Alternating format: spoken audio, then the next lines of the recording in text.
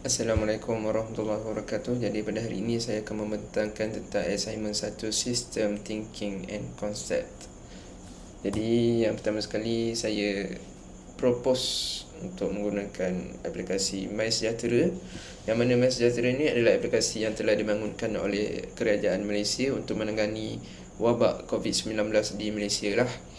Jadi apa function-function yang terdapat pada app MySejahtera ni? Yang pertama sekali kita boleh tengok kita ada ni health assessment, yang mana user boleh monitor dia punya kesihatan menggunakan aplikasi MySejahtera ni dengan cara mengupdate status kesihatan mereka di dalam aplikasi ini. Yang kedua, kita ada contact tracing, yang mana contact tracing ni akan membantu Ministry of Health of Malaysia untuk trace user lah. Maknanya kalau ada apa-apa tindakan kalau ada apa-apa yang berlaku, contohnya ada orang positif ke ataupun kontak rapat ke, jadi mereka boleh mengambil action untuk menangani lah benda tu. Contohnya bagi notification, bagi warning, suruh orang update dalam MySejahtera dan sebagainya. Yang ketiga, kita ada immunization program, iaitu di mana user boleh register, buat appointment dan juga ada insurans of COVID immunization lah, bersama dengan sijil digital vaksin tersebut.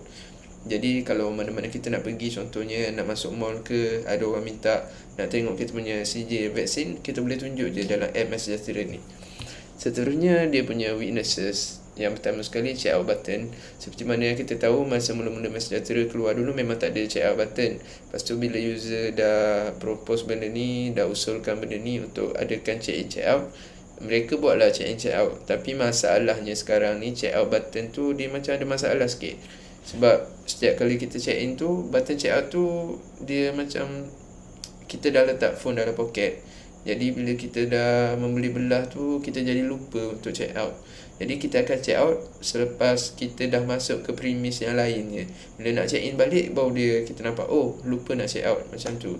Jadi masalah ni telah banyak berlaku.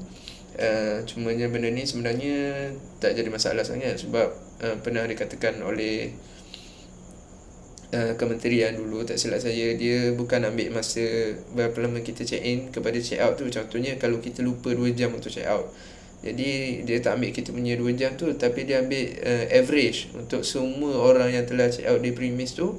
Contohnya maybe dalam 10 orang tu 9 orang yang tekan check out, tapi kita seorang je yang tak tekan check out. So maybe dalam 9 orang tu, setengah jam je duduk dalam tu, kita je yang 2 jam lupa nak check out. Jadi dia akan ambil average.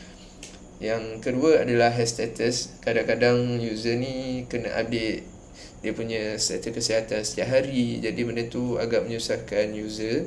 Yang ketiga adalah tracing. Tracing bagi saya untuk app MySejahtera ni adalah tidak terlalu tepat ya. Contohnya, apabila seseorang itu positif COVID ataupun kontak rapat, sepatutnya MySejahtera ni, sistem ni akan notify kepada orang-orang yang berdekatan, maknanya yang ada kontak rapat lah dengan positif case ni, untuk maybe tukar dia punya profile warna kuning ataupun sebagainya. Tapi kebanyakan daripada user ni tidak dapat benda tu, mungkin bug atau sebagainya, tak tahulah tu.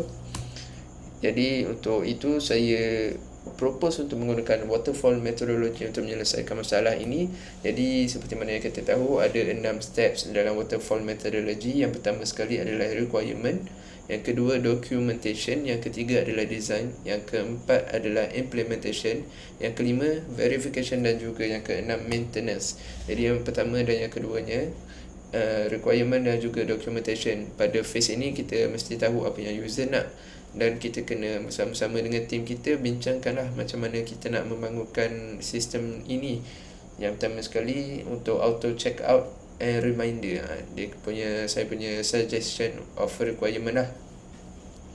Jadi developer boleh buat satu sistem yang mana sistem ni akan remind user untuk check out.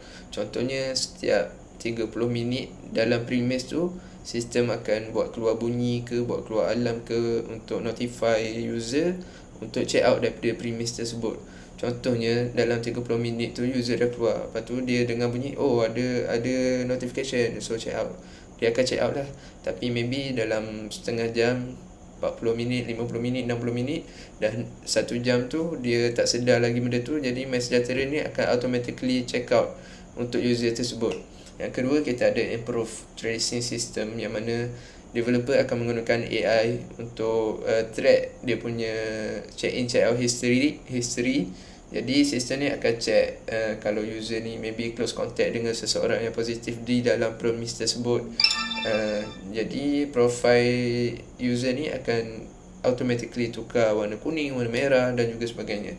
Yang ketiga, kita ada auto health monitoring, di mana this is actually maybe some bugs daripada apps tu je sebenarnya, tapi bug ni lah yang membuatkan user berasa susah untuk menggunakan aplikasi ni.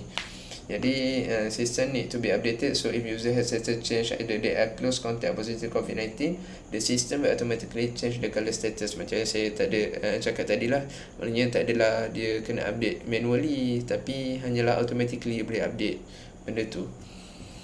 Jadi yang ketiga adalah design. Design ni macam mana kita nak membina sistem ni supaya dia okay di mata customer, dia satisfy customer. Jadi dalam proses ni kita akan tengok dia punya sistem design, sistem interface, UI, UX, algoritma dan juga sebagainya. Jadi ini adalah contoh yang pertama, saya ambil daripada Twitter, proposed by Stephen Tan. Ini adalah dia punya konsep yang lebih menyela, yang lebih okey, yang lebih baru di mata kita, sedap memandang. Konsep yang sebegini, lagi moden. Yang kedua adalah daripada tweet user, daripada Twitter juga saya ambil. Yang ni pun dia propose design yang saya tengok lagi simple, lagi okey sebenarnya, untuk menunjukkan dia punya vaccination certificate dan juga home screen dia lah. Yang keempat adalah implementation, di mana di phase ni kita start buat software tersebut, dan apabila software tersebut siap, kita akan buat testing lah bersama dengan developer team. Jadi apabila kita dah detect bugs dan kita dah hapuskan bugs tersebut, barulah kita boleh deliver kepada user. Seterusnya adalah verification, yang mana di phase ni apabila customer dah dapat dia punya apps tu, dia akan maknanya cubalah apps tu. Jadi kalau kita dapat memenuhi kehendak customer, iaitu requirement yang diorang telah purpose pada awal-awal tadi, maka okey lah. Jikalau tidak, kita masuk kepada maintenance. Maintenance ni adalah di mana bila user dah pakai tu, lepas tu ada kerosakan ke apa, maybe masa mula-mula kita dah keluarkan software tersebut, maybe tak ada bugs, tapi apabila telah ramai guna ke, traffic jadi jam ke, jadi bugs tu boleh muncul. Apabila bug tu muncul lah, kita sebagai developer ni akan hapuskan bugs tersebut dan maknanya baikilah segala kerosakan yang ada, selagi mana kita ada dalam kontrak perjanjian untuk menyelesaikan software tersebut lah, maybe untuk sesuatu company ataupun individu. Jadi itu saja 6 step untuk waterfall methodology. Sekian, terima kasih. Apa-apa soalan boleh ajukan. Itu saja, terima kasih.